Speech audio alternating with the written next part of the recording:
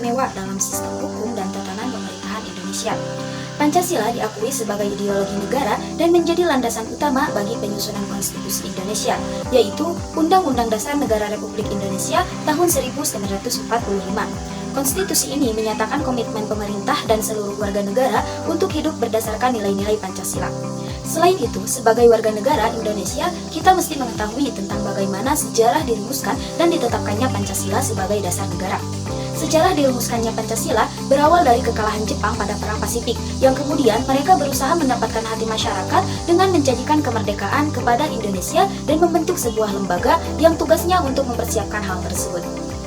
Lembaga ini dinamakan Dokuritsu Junbi Chosakai atau kita kenal dengan BPUPKI.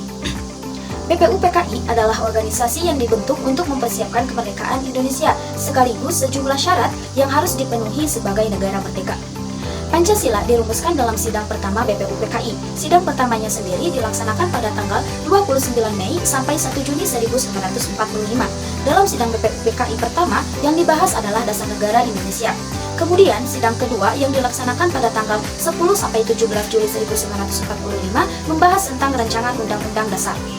Pada sidang pertama BPUPKI, Supomo, Muhammad Yamin, dan Soekarno menyampaikan beberapa usulan tentang falsafah atau dasar negara Indonesia. Penyampaian ini didasarkan pada arahan Ketua BPUPKI, yaitu Rajiman Widyodiningrat.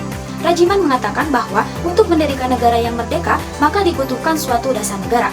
Pada tanggal 1 Juni 1945, Soekarno menyampaikan pidatonya mengenai dasar negara Indonesia merdeka. Soekarno menyatakan usulan dasar negara dengan sebutan Pancadharma. Lalu, dengan anjuran para ahli bahasa, rumusan dasar negara yang diusulkan Soekarno ini dinamakan Pancasila, yang mana Panca berarti 5 dan Sila berarti prinsip atau asas. Untuk menyempurnakan rumusan Pancasila dan membuat undang-undang dasar yang berlandaskan kelima asas tersebut, maka Dokuritsu Junbi Chosakai atau BPUPKI membentuk sebuah panitia yang disebut sebagai Panitia 9.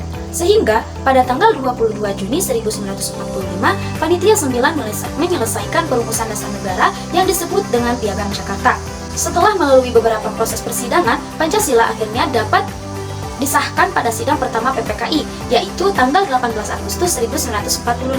Pada sidang tersebut, disetujui bahwa Pancasila dicantumkan dalam Mukadimah Undang-Undang Dasar 1945 sebagai dasar negara Indonesia yang sah.